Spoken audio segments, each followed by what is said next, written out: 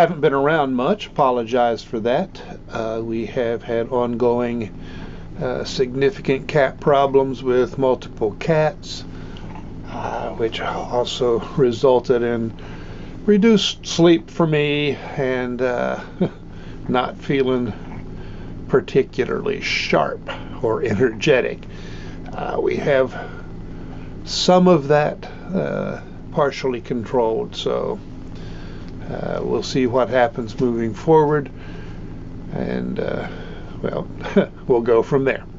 But that is also why the desk and I are both even more ramshackle than usual. Now, we had a game, we won a game, we got a game coming. So I just wanted to go over a few things, and this is, again, off the top of my head, did not have time to write any of this down, thought about it a little bit here and there. Now, game this week, we came out those first two drives and looked like the offense that everybody had pretty much hoped for, or mostly we did. C.J. Donaldson looked like the C.J. Donaldson of our dreams. Offensive line gave him a little start, and then he finished runs big, tough, fast. And, man, that was very good to see. Not entirely sure what made things click, but it looked very good. Now, during that same stretch, the passing game was terrible. And I mean, they were not passing, much at all. When they did, it wasn't good. Now, what I couldn't tell on TV and what the announcers didn't bother to mention, weather conditions were not good. So, I mean, West Virginia is a team that runs more often than not, and you had conditions suited to the run and a runner suited to the conditions. So it made sense that they took that route and made it work. Now, after those first two drives, the running game did not work well pretty much the rest of the game. They kept running, but not with as much success. In part, that I guess, Donaldson did have a bit of an injury. Nothing that should affect him this week. The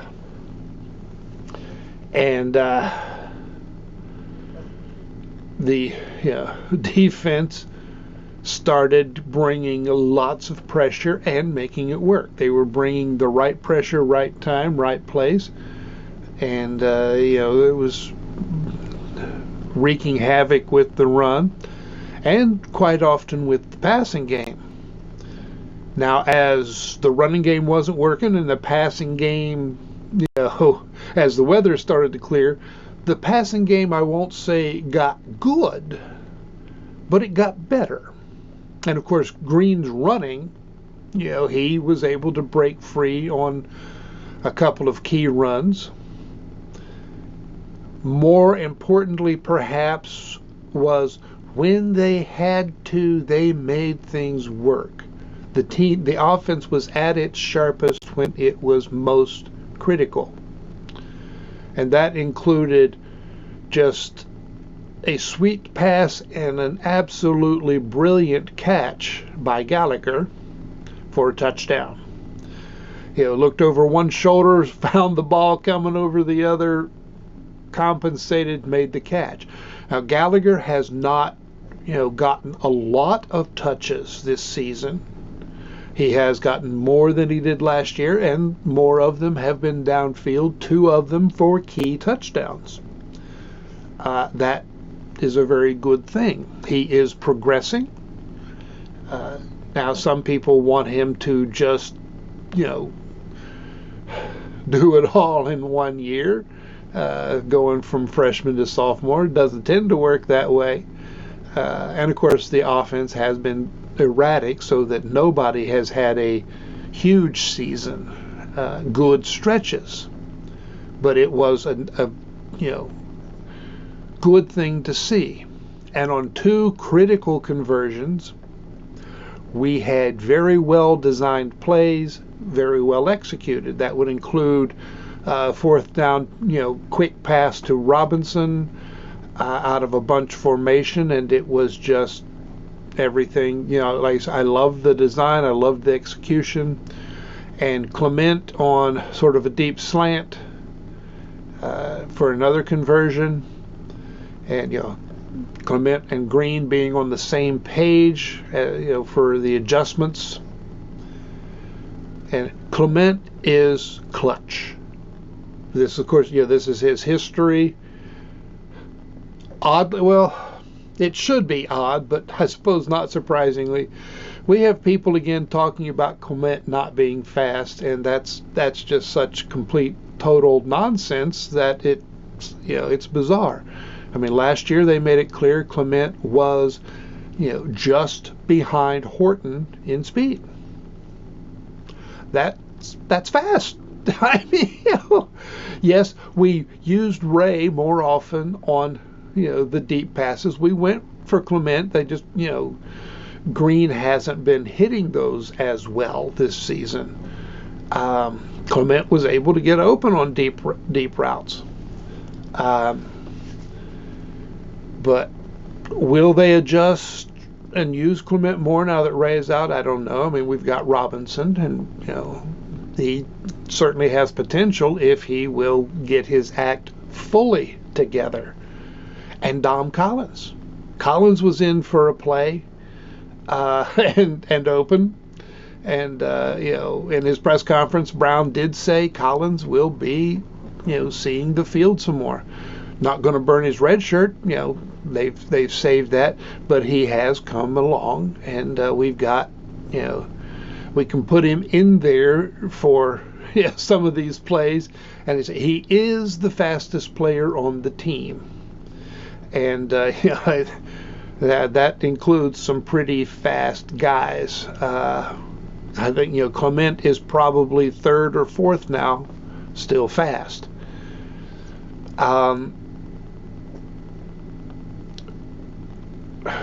The offense, it was still sort of an all or nothing thing. They had these drives where they just, either the whole drive they did well, or they made those key conversions to keep things going, or it was 3 and out. And people complain about some of Brown's calls, but if you don't execute, no call is good. And when you go 3 and out, you do not have time to make a lot of different calls. And he did go for, relatively late, he went for what would have been a clinching touchdown to really put it out of reach. The announcers were, oh no, shouldn't do that, And then we've got fans saying Brown won't go for it. I wasn't impressed. I mean, Green, his throw was a little short. I don't think Clement would have been open anyway. And I'm not sure the decision to throw on the rollout was a good one by Green. But it was a shot play late when they didn't have to do it. Brown does this. He does this often. It just doesn't click enough for people to pay attention. And, it's like if it doesn't work, people don't think it counts or something. But, Brown does go for it. Now, highlight, I guess, really was Preston Fox on returns. Last few weeks, his punt returns and kickoff returns, he hasn't taken one to the house, but he has certainly made a difference. He's getting, these 20, 30-yard returns. That really flips field position. Offense didn't take advantage of it every time, but it is there. And mostly, Fox knows to just go. And he gets to a spot in a hurry,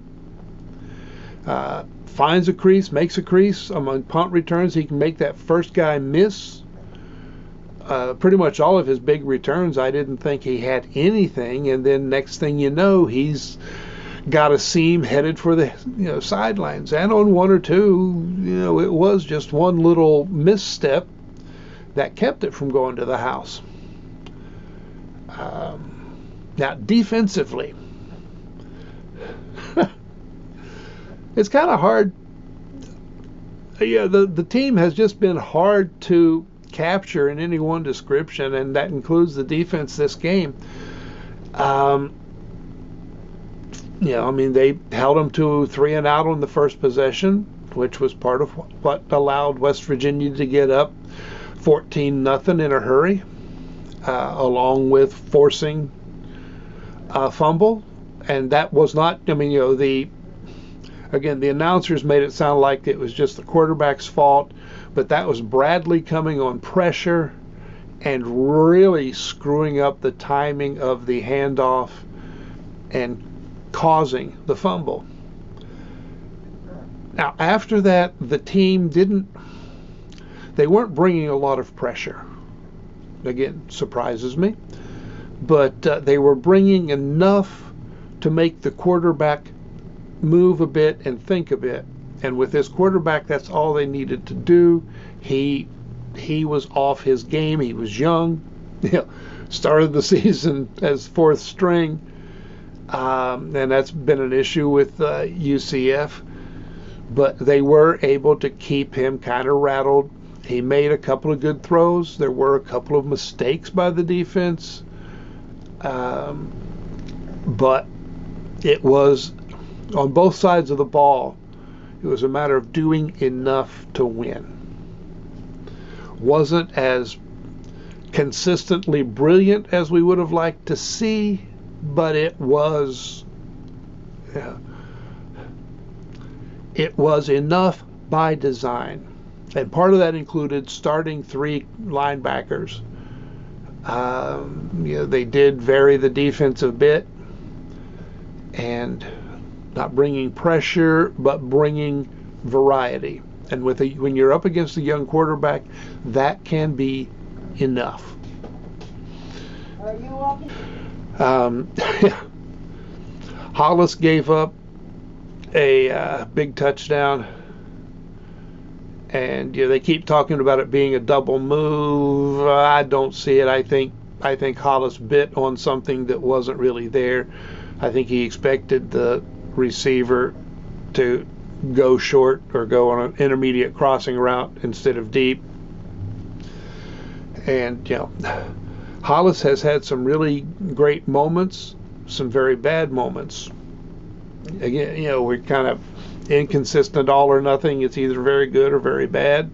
His tackling has frequently been superb on running plays, but he is not what we hoped for or expected. The other cornerback was Fagan, and I think Fagan and Hollis were the only corners to play, and we did not hear Fagan's name a lot. And I think partly that's because he did a better job, and they picked on Hollis when they went wide or deep. But Chris Fagan and Hollis both graduate after this season, so hopefully Fagan will be sharp for Texas Tech and the bowl game. We are going to a bowl game, and that will help. Don't know what's up with Spells. Of course, he came into the season with the injury, took a good while to be 100%, and just he's not managed to come through. So corners continue to be an issue. Safeties, not so much. Wilson had a good game, another good game. I'm a bit confused by how Coons has approached the last 2 games, but we'll work from there. Now, of course, we still have uncertainty on Neil Brown's status. A lot of people saying a lot of things, claiming to know things, claiming things are settled one way or another. There's no actual evidence of that. I don't know what's going to happen. I do want him to stay. I don't think the issues this year were his fault. Should have been a big year. I'm not sure, why the defense, particularly defensive backs, cornerbacks, did not work out, but they didn't. And I don't have any special insight into that. Of course, we made the defensive coordinator change, and I have to see. Where things go from there depends, of course, on where they go with Neil Brown. Now, I should note the way things are going with my personal situation. I do not know if I will continue this channel or not. I have a limited amount of time, a limited amount of energy, and the channel has kind of become a drain rather than a joy, and I may have to put the energy in some other directions. We will see how that goes. Anyway, I know I've rambled. Like I say, I did not have a plan when I came in, but we got Texas Tech next week. Looking forward to it. And then we'll find out ball game and coaching. Thanks for dropping in. I will probably see you at least one more time, and then we'll see. So long.